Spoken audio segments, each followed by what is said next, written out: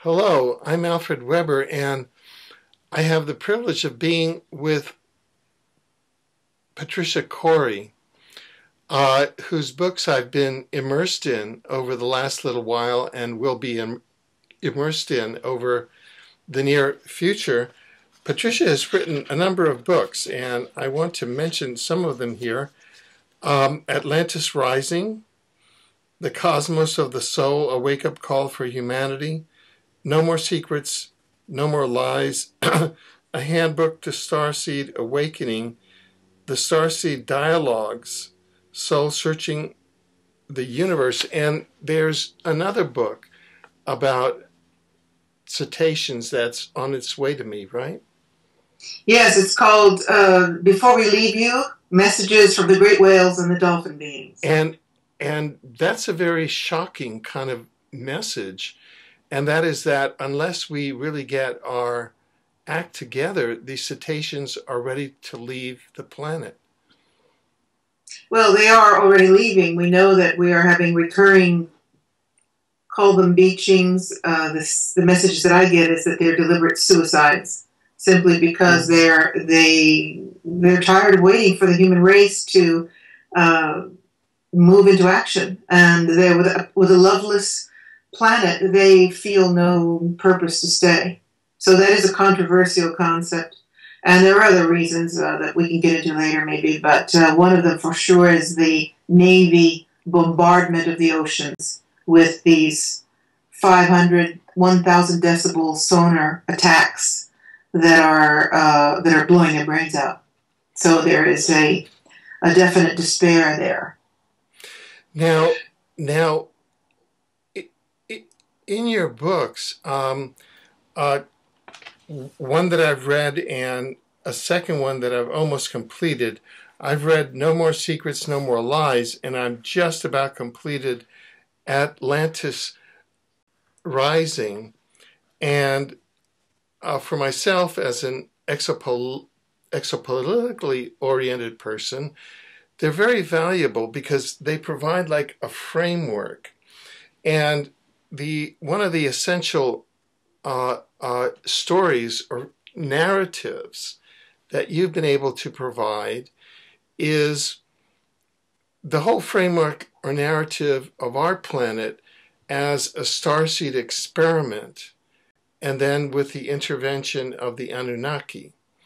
And I wondered if you could share that whole narrative with our audience, because I think it clarified a great deal for me. Certainly. Well, there are many different approaches to the question of the Anunnaki, including, of course, Sitchin's adoration, in a certain sense, of Anu and their participation in the human development. But the approach or the information that I have is just a little bit different, and that is that Earth was the Garden of Eden in every sense, as far as a planetary environment that was ideal for nesting a civilization of super beings. And that, as I would assume that your audience won't find this shocking, Alfred, so I'll just let myself rip, as they say. Okay. The Syrians, ascended Syrians, there are many levels, of course, of consciousness, and we're learning more and more about the many dimensions. But I'm in touch with Syrians on the 6th dimensional level, or density, as they call it. And they report that there was a great intention to seed a civilization of super Christed beings. That would be Homo sapiens. That would be Homo sapiens with 12-stranded DNA, so that we were literally Christed physical beings that were walking in light body, and that the intention was not only for us to be an advanced civilization on the Earth, but to actually be guardians for the third dimension, as representatives of the third dimension for the enlightened body of consciousness on the whole plane, which is pretty hard for us to visualize and imagine. But that is what was intended, and the Starseed Project, as you referred to it, involved beings from many dimensions and many other civilizations. And Homo sapiens was seated here. And however, there's a little problem with that, and that is that the famous planet X, as it's called, Nibiru, went through its own process of alteration when. Okay, let me go back. Sirius is a three-star system, as you're well aware. So Sirius A, according to the Council of Sirians, remains in 3D, and that's the beautiful blue shining star we see at the bottom of Orion's belt. Sirius B ascended to the 6th dimension, and Sirius C, which is known to them as Anu, didn't quite manage very well and ascended to the 4th dimension. One of the planets that was revolving around that star is Nibiru. And around C. Around C. Yeah. So when the star was catapulted out of the 3rd dimension in the ascension process that's described in the books, that planet didn't make it through with its star and was literally catapulted out of the ascension process and began to ricochet around our space as we know it, pulled in a gravitational field between the Sirian star system, A, remaining, and Ra, as they call it, or our solar system, which explains quite interestingly what is going on here, why Planet X, as it's called, continually comes in every so many thousands of years to our solar system and then disappears. Who knows where? Sitchin has talked about it, but he never told us where it went. He just keeps talking about it, or he just kept talking about it. He's no longer with us. Coming into our solar system, appearing, and then disappearing. So the council say that it was caught up in such a tumultuous celestial exchange that it still ricochets around in this pattern back between the 2 star systems, never finding home. And that it is now in a desperate course trying to make it into our solar system in time for the ascension of our own solar system, which is described in the book you're reading now, Atlantis Rising. Right. It's pretty far out stuff. Yeah. So now, just to make it clear, where are you getting this information from? I was taken into a crop circle called the Julia set in 1996, which anyone who is familiar with crop circles knows was a revolutionary moment in the crop circle phenomenon. It was a stellar crop circle. Are you familiar with it? The Julia set in the Stonehenge? I'm sure if I saw it, I would recognize it. It's the one that's a spiral and looks like some sort of a galactic amoeba or something like that, but it's in perfect Fibonacci sequence. Right. Oh, sure. Yeah. Yeah, it's pretty famous. And I had dreamt about this crop circle formation. I was in a color healing workshop in England, and I had this vivid dream where I was flying over Stonehenge, and I looked down and I saw this formation, and I heard a voice say, "Pay attention. This is an interdimensional, lock-on point, and it's going to be important to you, so pay attention."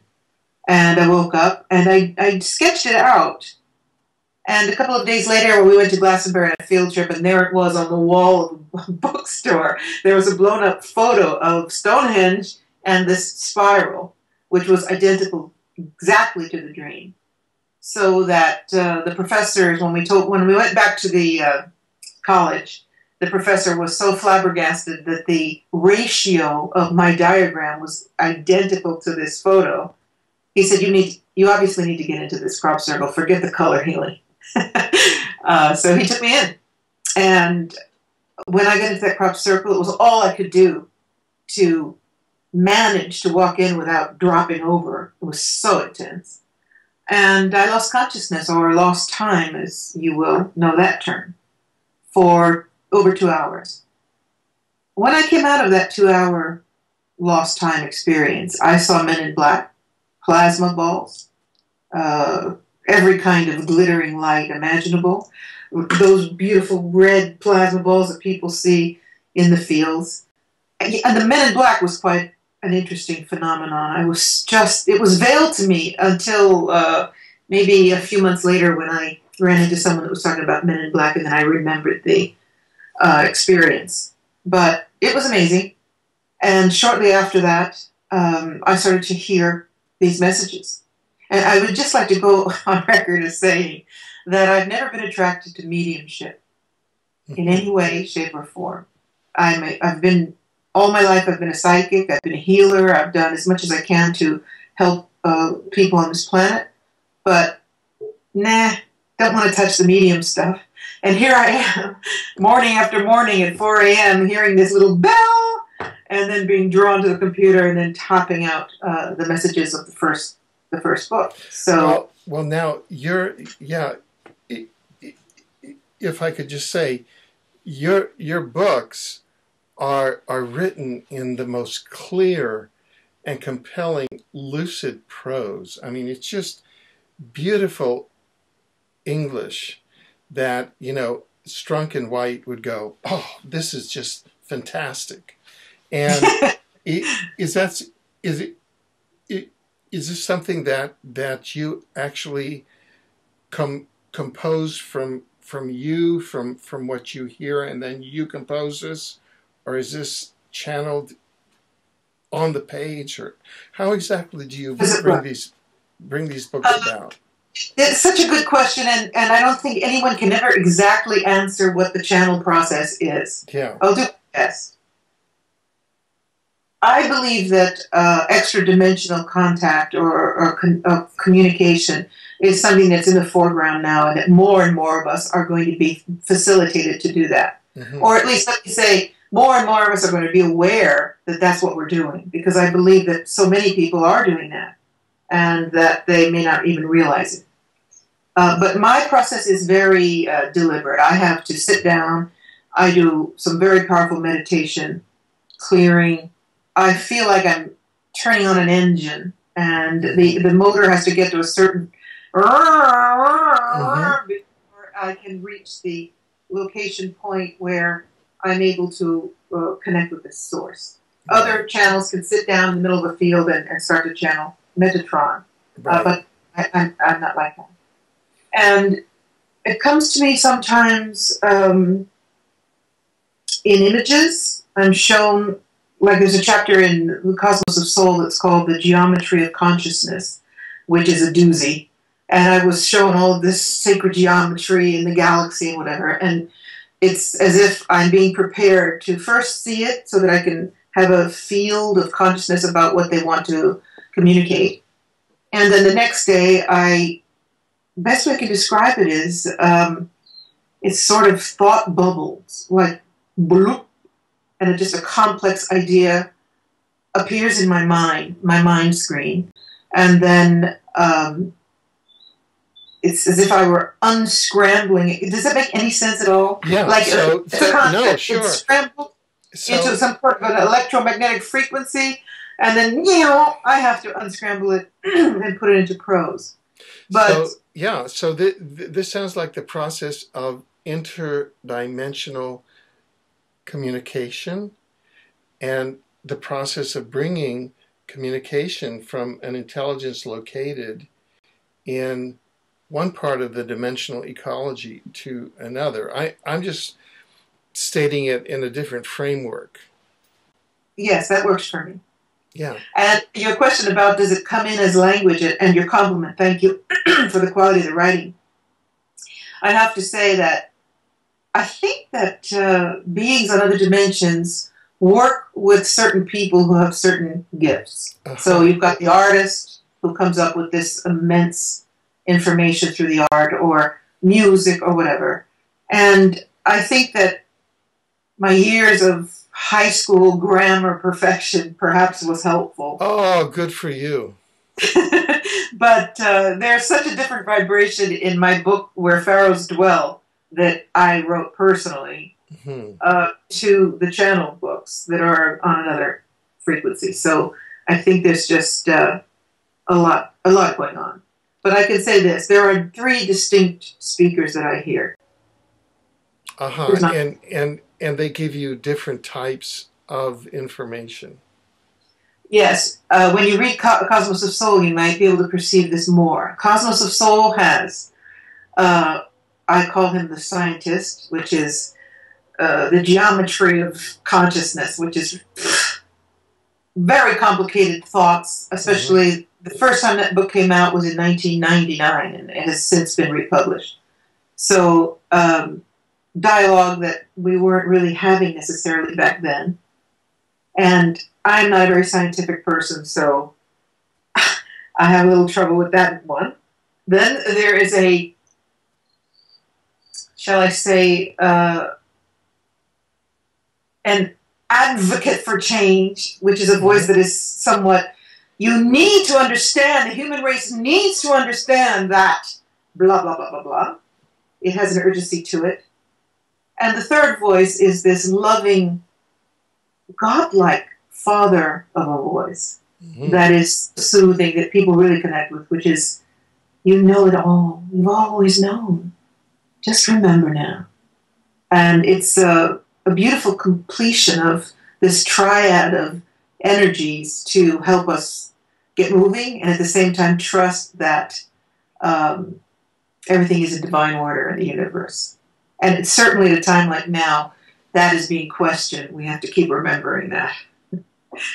Well, you know, from the perspective of exopolitics as a developing science, which the definition of exopolitics being the science that studies relations among intelligent civilizations in the multiverse, and the multiverse being connected by a dimensional ecology, you know, then there are at least 15 to 20 different types of data that in this third dimension the exopolitical science studies, one of which is the data that you in your wonderful books bring.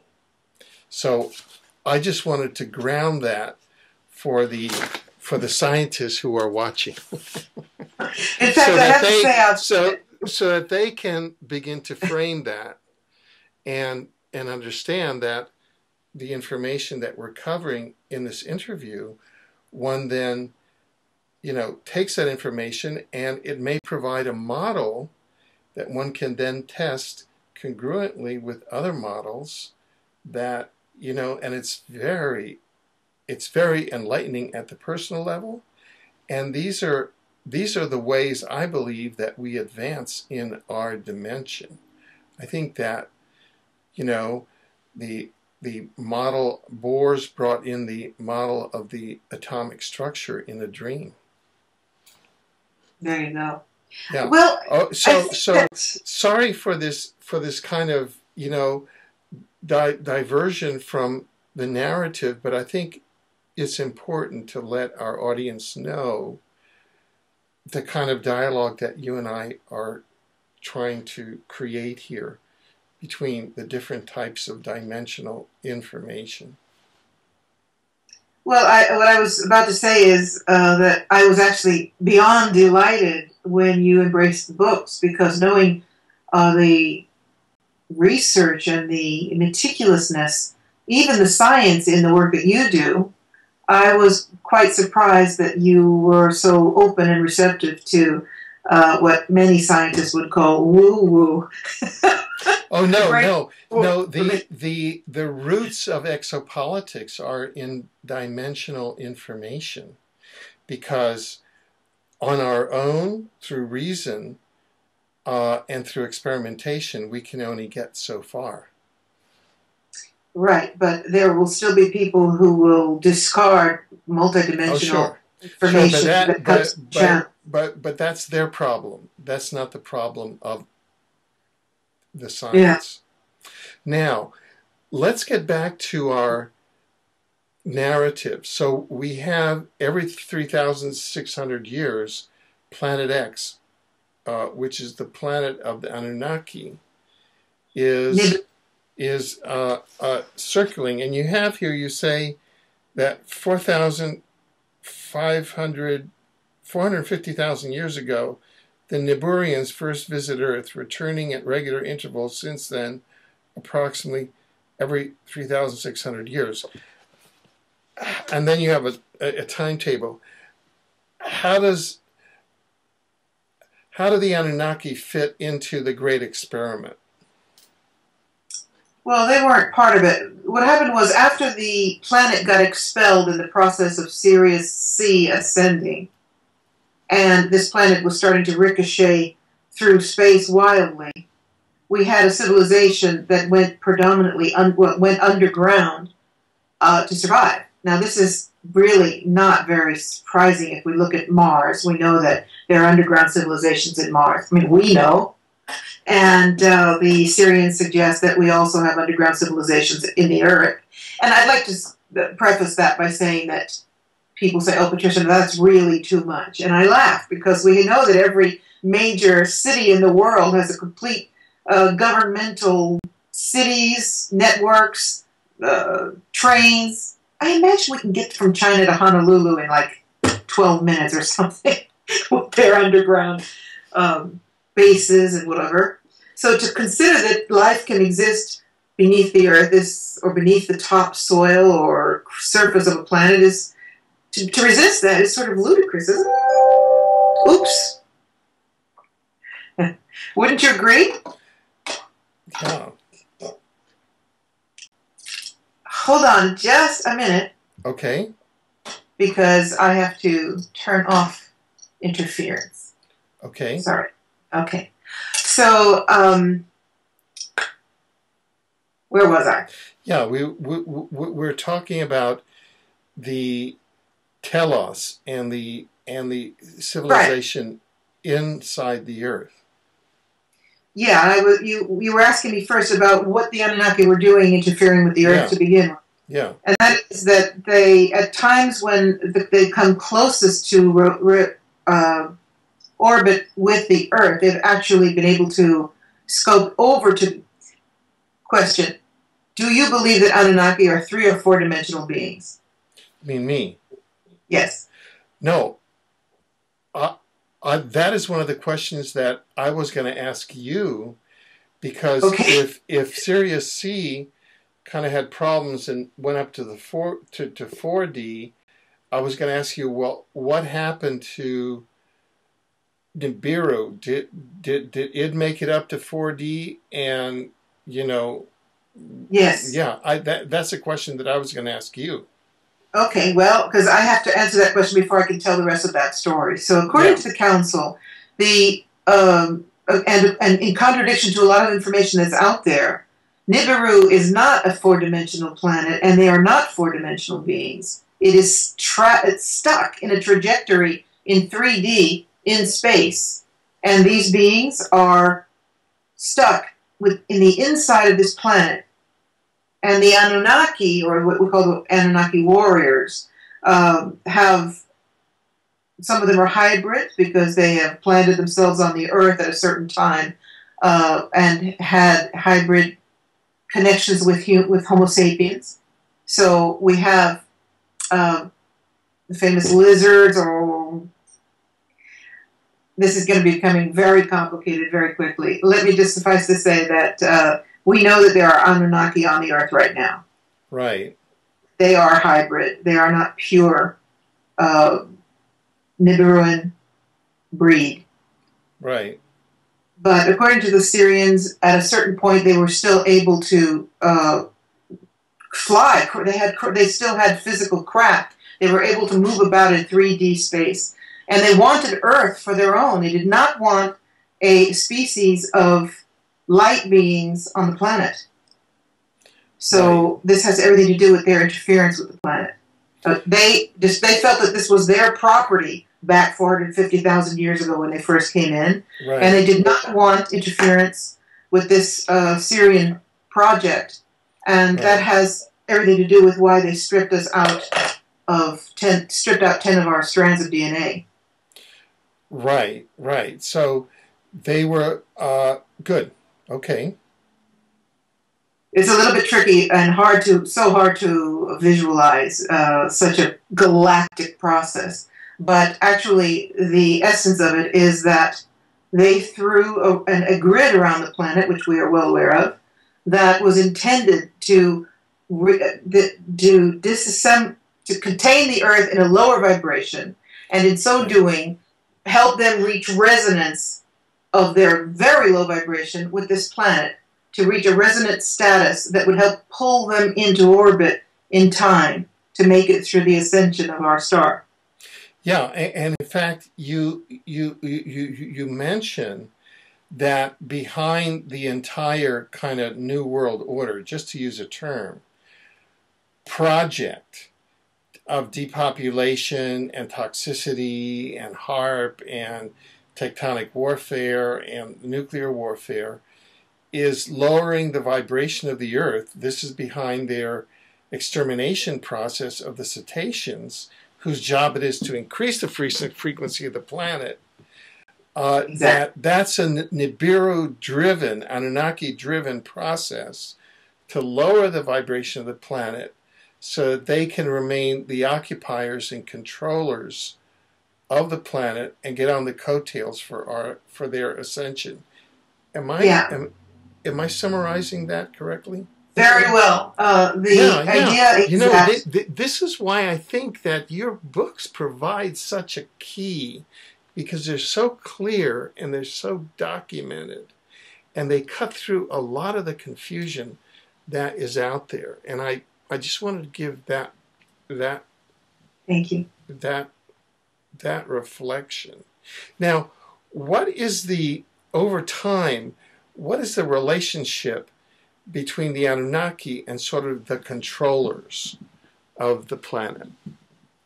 Say going back 97,200 years through the second Atlantis cycle, then the first Atlantis cycle, the second Atlantis cycle, the disappearance of Atlantis, and then the post-Atlantis cycle that we're in with the controllers that we have. The Anunnaki are responsible from the early settlements of Homo sapiens, of destroying, of stripping us. Now, let me just suggest that the idea of stripping us down from 12-stranded beings as we were designed to be to 2 made us not necessarily slaves, but certainly trapped us in duality and polarity at the cellular level, at the nuclear level, because a 12-stranded imagine the 12-stranded perfected form of a 12-sided geometrical star, which is on the cover of No More Secrets. That is the representative of the 12-stranded DNA. They took us down to 2. So in essence, we have coded within us the polar opposition of 3-dimensional reality, right? At the DNA level. So their presence, their involvement with Homo sapiens was to immediately destroy that Christed perfection, because there would be no way they could control the planet or control the species or anything else if we were in that perfected form. So that was the first thing, bring us down to near slavery status. And yet, I would like to interject, look at all we are capable of with just 2 strands of DNA. Because it's so easy for us to start to fantasize or despair over the idea that here we are, slaves in our DNA. And I remind people, we are amazing beings. Amazing, capable of amazing wonders. Let us never forget. I mean, we can only imagine if we do all of this with 2 strands, what will we be as Christed beings? But regardless, I'm getting off track. So their involvement has been to dominate and control the planet with the intention of bringing the planet down to a resonance that is not dead, but low enough to find that perfect pitch that it reaches resonance with their broken civilization, and yet is still high enough to make it through ascension of our star so that we don't get kicked out of the ascension process. And this is something that's very interesting, because we look at what's going on the planet right now, and one question that people are asking is, okay, great, so we've got these 2,000 Anunnaki hybrid rulers on the New World Order, whatever you want to call them, reptilians on our planet. But don't they die with radiation? Don't their children die with radiation, etc.? This question is now something that is circulating amongst us. And it's a very interesting proposal that they're not trying to destroy the planet completely. They're simply trying to bring it to that point of near annihilation, which is resonant with that planet. So that at the time of our ascension, which is coming soon to your local theater, they will be able to be pulled through. And so there is a call from the Syrians to try to find in our hearts empathy for these beings. Because as despicable as it appears to us, they are trying to survive. And that is the nature of all living beings throughout the universe. They're just trying to survive. Now, you've said an awful lot, and let me just go back. So what you're saying is that we have an ascension process. We on planet Earth, on Gaia, are now involved in an ascension process to come up, what, to the fourth or to the fifth density? We are, according to Syrians, the fourth is a clearing station. Yeah. This is a big debate because many people are talking about it. The council said that the fourth is a clearing station. The planet, by the way, the whole solar system is going, not just Earth, because it's the star that's ascending, and all of the planets go along for the ride. Fourth dimension is a clearing station where the planetary karma will be cleared. And the councils say your shadow will be before you instead of behind you. So you will have that opportunity to look at your shadow as individuals and as civilization and clear it.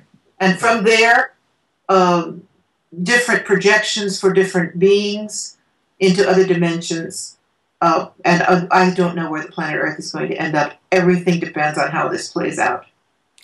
And what is the time frame, I mean, within current 3D time, of that ascension process? Well, I would suggest that, according to the council, we're in it. We're already in it now. Yeah. And they don't give me precise information. Well, they do give a lot of precise information, which I'm sure you've noticed in reading the material has come to pass in some of the predictions and prophecies that they've described. But no question that 2012 is a trigger, and that these next 3 or 4 years are the marking point, I believe, for the great shift that we're going to go through. And I'd love to be able to talk, if we have time, about what that means, what we really mean when we're talking about it. We don't have a shortage of time here, so don't get into time scarcity, because we've set this up as a series of conversations. Because I think that this material is so rich that we couldn't possibly get through it in one conversation. So, but tell me, now that you've raised it, what issue is it that we should not forget about? That our idea and concept of ascension is vast. We have the rapture people. We have how many of the people are going to ascend? Are good people ascending and bad people staying? What about the children? The Judeo-Christian belief system that only the good people go. We have the mothership concept. We have, at this time in our self-examination as a civilization, we are definitely questioning the future of our immortal experience. But what is described to me as the ascension is the entire solar system going through its own ascension cord. That would be a black hole. So it's very interesting that Michio Kaku and other nuclear physicists are now talking about black holes. Perhaps it's not true what we've been told about black holes collapsing everything in this mega density of magnetism, or whatever their terms are. Perhaps it's not true that matter is shredded to smithereens in a black hole. Perhaps it's simply a passage to another dimension or universe. And Yeah, well, that's interesting.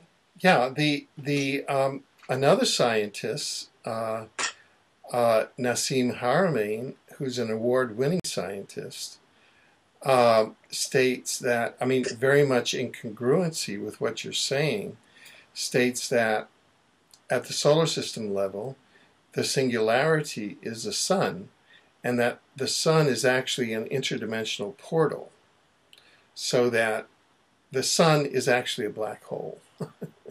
Okay. In that sense, so that well, it's the same. It's the same concept.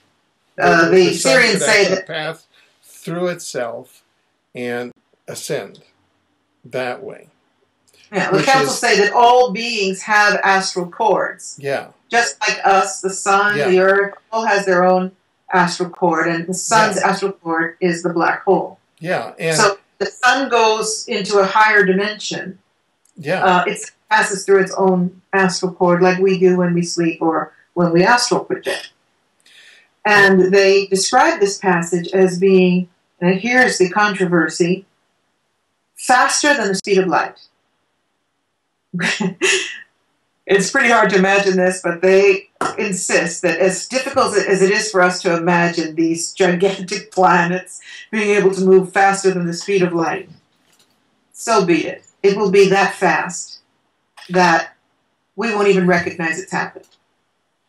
Well, you know, in a certain sense, light is a dimension, like time is a dimension, like space is a dimension, like love is a dimension. So is light faster than love? Or is light faster than time? You know, so sure, I can feature that, but what you're saying is congruent, with what Nassim Haramein says, and that is that the singularity in our solar system is the sun, which is an interdimensional portal. And if you go to exopolitics.com, our news web portal, you'll see photographs of large UFO spacecraft entering our solar system through the sun from other dimensions, number one. And number two, it's congruent with what you said at the beginning of our conversation with regard to Sirius C. And that is that if the Sirius C ascension process was flawed, so it ended up in the fourth dimension, then and the astral cord didn't quite extend to Nibiru, then I could see how Nibiru got stuck in the third dimension because it quite didn't go through the singularity or the interdimensional portal of Sirius C. That sun. Exactly. So it's all congruent. It all makes sense. That's wonderful. I'm going to have to read so this is so that and Nassim Haramein has won awards now on his physics. So this is how what you're bringing forth in your books is now congruent with what the leading physicists are saying. So I just wanted to provide that reflection to you. Thank you. I would like to reiterate, as I've mentioned to you before, that the first Syrian revelations started coming through to me in 1997. So the first book, The Cosmos of Soul, was channeled in 1997-98. The second one, Atlantis Rising, right after, 1998-99. And No More Secrets, 1999-2000. So these books, the first three of the trilogy, there are more now, have about an 11 or 12 year head start on a lot of the information that's coming out into our consciousness now, which is very exciting that it's being validated in scientific information now. It is. Now, let me jump back to just a couple of things that you had said about the ascension process and our need for compassion. Number one, you had said the figure 2000 of the Anunnaki controllers on the planet. Could you elaborate more on that figure and what it means and where it comes from?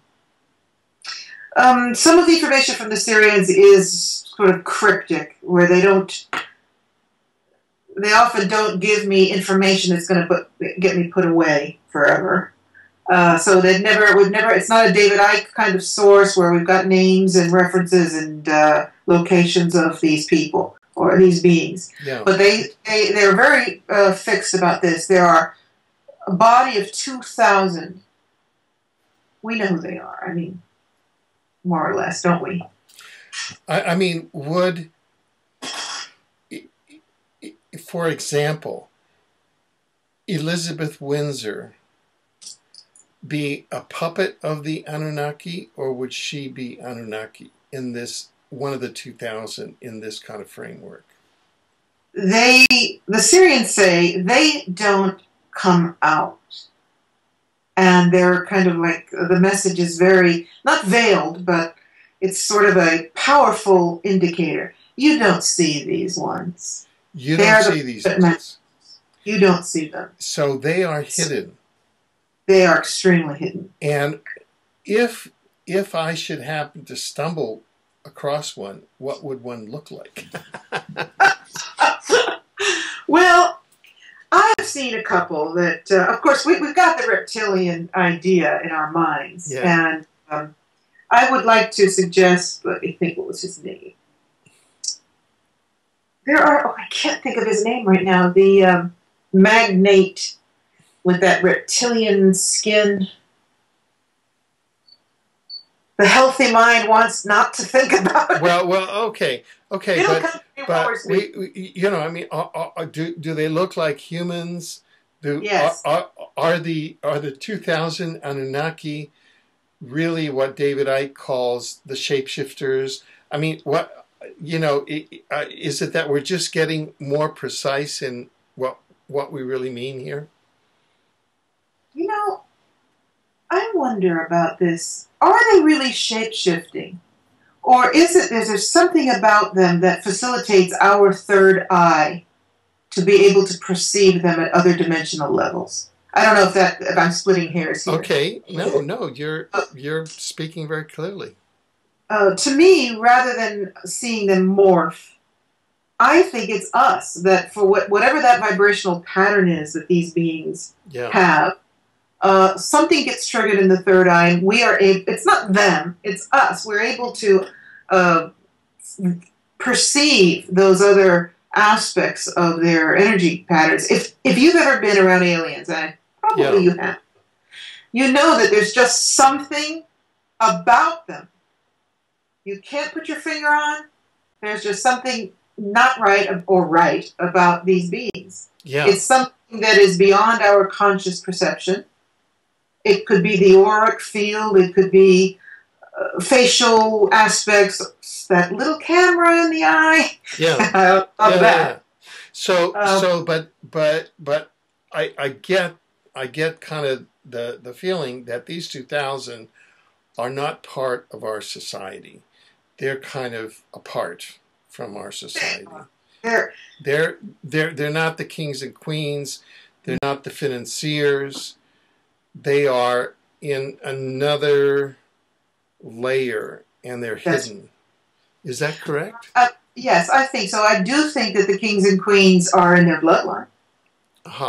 Okay. Blue blood. I mean, there's no peculiarity about. There's no reason to not take that information where that comes from. The blue blood idea, and I do believe that they could very well be offspring. But the 2,000 puppeteers, they don't come out. That's why when I hear people saying that Hillary Clinton is all these names, I don't think that these people have that kind of power. No, the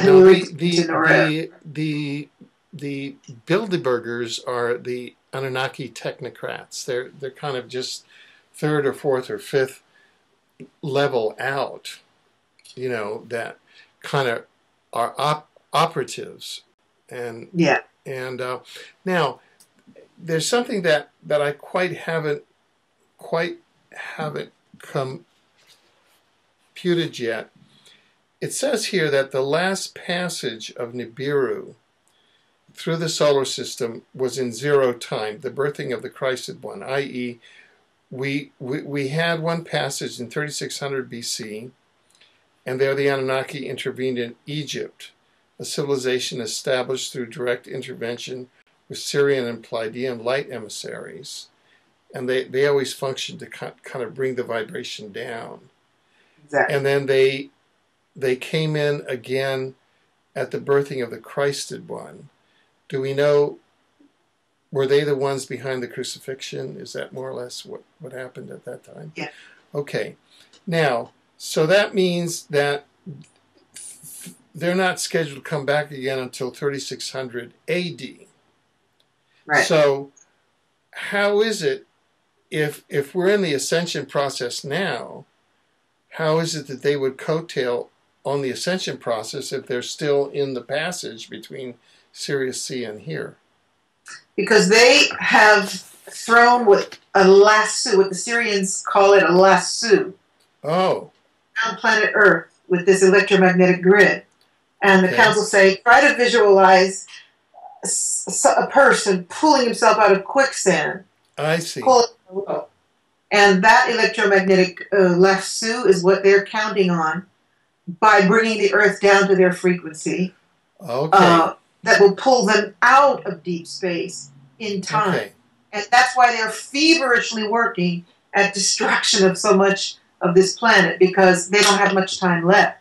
Okay. Now things begin to make sense, so that the grid, let's say, when the Starseed project began, which was a higher dimensional, higher vibration process that preceded the Anunnaki intervention, that was earlier than 450,000 years ago. No, 450,000 years ago is when the Anunnaki discovered planet Earth. Yeah. And prior to that, okay, when did the Starseed project start? It was 200. I think what the date is there. What is it? Okay. So the Starseed projects started after the Niburians, the Anunnaki, already had discovered Earth. Yeah, in fact, their attitude was, "Hey, forget it. It's ours. It's our real estate. Back away." Okay. Now, and so their answer was to put an electromagnetic grid around the Earth. Well, can I just interject something? Yeah, I mean, sure. if you imagine that they were looking at Earth as their way out of the mess they're in, and then here come these civilizations that decide to plop. Here they're trying to bring the Earth's vibration down, and then bam, we have the birth of a 12-stranded, Christed civilization of light beings walking. Was definitely not in their plan. Right. So therein lies the first intervention where they stripped us out by throwing the grid around the planet. But it was always the intention was not to attack Homo sapiens. Right. The intention was to keep this planet as their anchor. As their anchor. To be their lasso to bring them in time. So the grid was always a function of the lasso. Yes. Got it. Okay, so I'm sorry. I'm just trying to make all the computations. Me too. I'm trying to stay focused because it's very heady information. Yeah. Now, so we have the 2000 Anunnaki, and they're kind of the real-time, on-the-ground controllers. And we also have the kind of the net or the grid that is like the cyberspace or the cyberspace or the noosphere controllers. That's like the Matrix, right?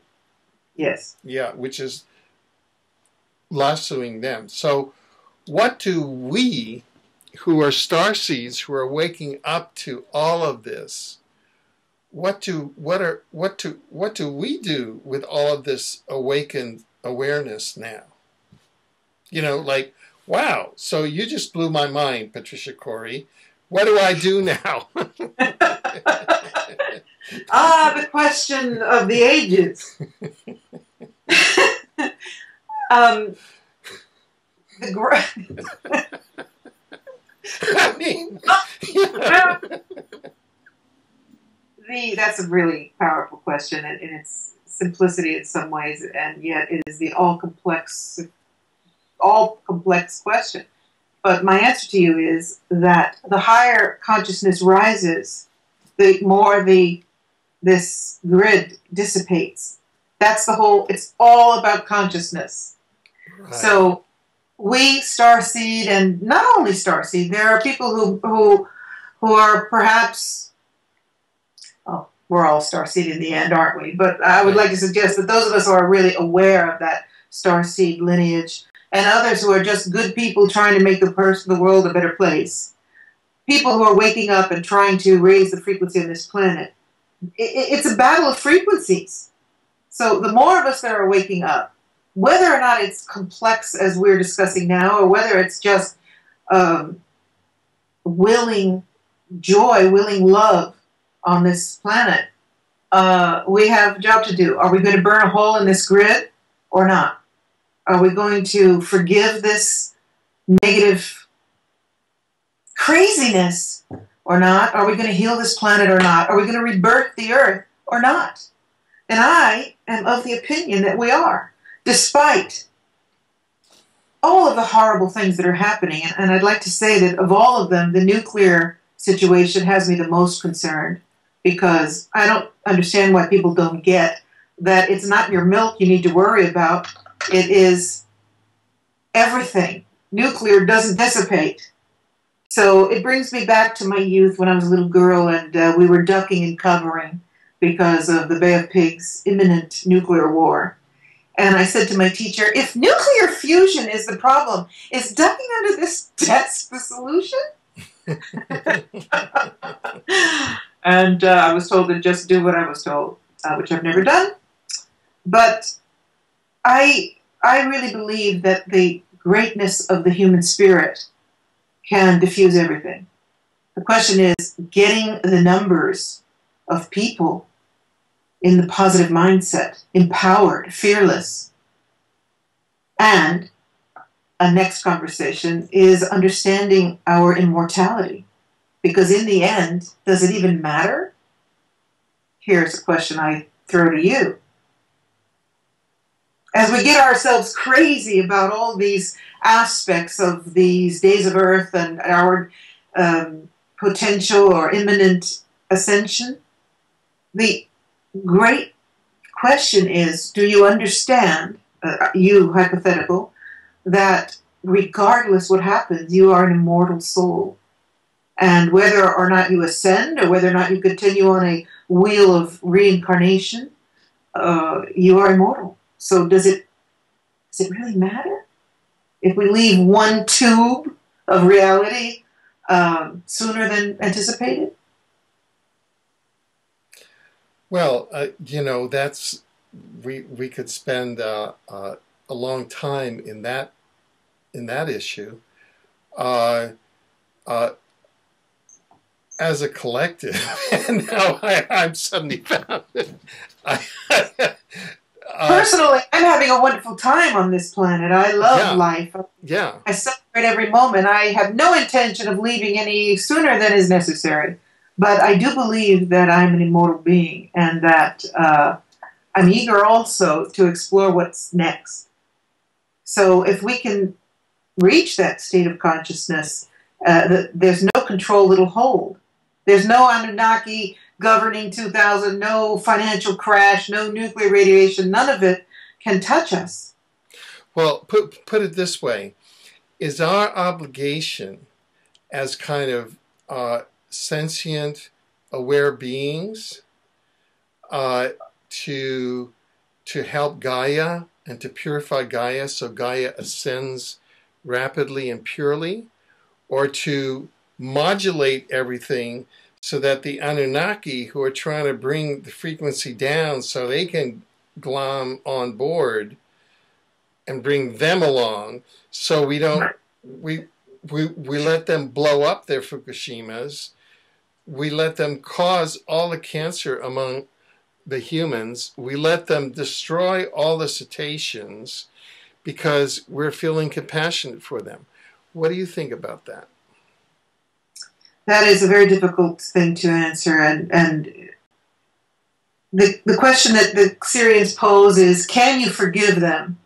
Because in the end, they're just trying to survive like you. And I would suggest that probably one of the greatest life lessons, one of the reasons why we reincarnate, is to understand and learn forgiveness. I have a little trouble forgiving these guys for all of these deeds. I do. However, I know that being completely absorbed with hating them is only going to keep me in vibration with them. So I don't want to go there. So what I do in my philosophical hour is I prefer that they work out their karma in another environment that is not connected to this earth. Right. And this and there are models that say that in fact we're coming up to two Earths, and that the two dimensions are separating. Mm-hmm. Is that something that you've come across at all? You know, that here we have, it looks like there's one Gaia, but there are really two planets that are separating. And this will be the high vibration planet, and the people that are on the life plane will go to this one. And then the people that are on the, let's call it the Anunnaki stream, will go on this one. And they're not compatible, but it'll go off. And we won't play judgment as to each one. Yeah, that's important, that the good guys don't go on and the bad guys. Yeah. But there's actually a separation of the dimensions. Is that something that you've come up with or come across at all? It isn't a concept that I've been given by the council, but if you think about Jane Roberts' earlier Seth material, and some of the first information I've read about probable realities, then it is very easy to perceive of a separation, of duality of the planet, and two possible realities, or even twin planets, or different universes with the same planetary fields in them. So anything's possible in the cosmos of soul. Yeah. Say that and that's what the raw material says. You know, it's funny. Back in 1982, right before the second special session on disarmament in New York, this was June of 1982, I helped organize, I know that you're from San Francisco, and that's one of my favorite cities. And I helped organize Peacequake in San Francisco Civic Center Plaza. And while we were organizing Peacequake, it was a peace concert. One Sunday morning, I went with a friend, Dr. Toy, over the Golden Gate Bridge, and we went over to Sausalito to this woman who was a channel, and she said, the Earths are going to separate, you know, and all the military people are going to go on one planet, all are going to go on the other. This was back in 1982, and that was my first introduction to this concept. And so that's fine with me. Yeah. Yeah, I'm sorry, I didn't mean to interrupt you. No. Some of the other material, which to me is fascinating, because I spend a lot of time dealing with Tesla technologies. On the one hand, if you look at HARP, that's a Tesla technology, and that's one of the main weapon systems of the Anunnaki-driven controllers. They use it for mind control. They use it as a tectonic nuclear weapon, the Fukushima false flag. They use it for weather control. That's bringing the whole vibration of the planet down. Also working with whistleblowers like Andrew Bishago, my colleague, who in the late 60s, early 70s was part of Project Pegasus, and other whistleblowers, 2 or 3 others, who've teleported to Mars, secret bases on Mars, who've done time travel. That's all Tesla technology. And you have an extraordinary view of Tesla, and I wondered if you could share that with us. Well, I'll probably make a few enemies here, but according to the Syrians, Tesla was a time traveler, and he came in with a very dark intention, which was to disrupt the energy fields as well on Earth. His name was Akenset, and that he was not the great giver of free energy as he's been being now touted and made into a hero about, but rather he had a very dark agenda. And in fact, as you've mentioned, the things that Tesla has brought us are part of the reason why we're in the shape we're in today. He was also involved in the atomic bomb. So we had him in, after he was refused by General Electric, or Ford, was it? General Electric, right? Sorry. After he was banned by General Electric, when they kicked him out of his, didn't General Electric want to give him a grant and then pulled it back, or was it Ford? Well, his great nemeses were Edison and J.P. Morgan. Right. Well, at first they were interested in him, and then they kicked him out. They banned him. So the U.S. military said, "Don't worry about it. Here, play." And he went to work for the U.S. military, and there he developed a lot of very dangerous, very destructive equipment and technology, including scalar waves. So right. I'm in the group that immortalizes Tesla as this great contributor to society of free energy, although, yeah, that was part of his package. But I think that the negatives that he brought through from the future far outweigh the positive things that he's brought society. Yeah. And I don't understand why. Definitely, people who read my books question that point, as you've brought it up.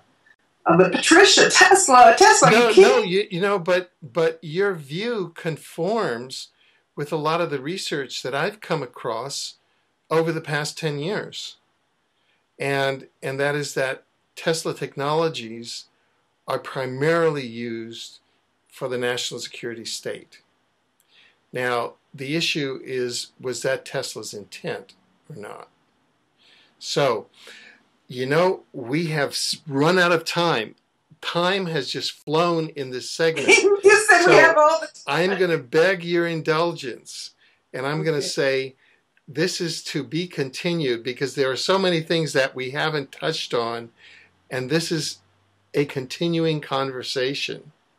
So we want to invite you back, and we will continue the story of the Anunnaki. And then, also as part of the continuing conversation, we're going to find out what the cetaceans, the dolphins and the whales who were seated on this planet actually to raise the vibration and be a very significant component of the light balance, what they're going to do. Do you have any parting words for our audience, and also how they can get in touch with your work? Yeah, my website is SyrianRevelations.net, or they can go to patriciacori.com. The books are everywhere, so they can just look me up on Amazon. And my parting words are, parting words. Sorry to leave people cliffhanging about Tesla, and I will enjoy picking that back up with you. And I thank you, Alfred, for all the great wisdom and the great work you're doing. Rather than talk about me, I'm so honored to exchange with you on so many levels. Well, the honor is a mutual one. And so we will pick this up in our next conversation, which will be in the very near future. Thank you so much for being with us, Patricia Cori. Thank you, Alfred. Take good care.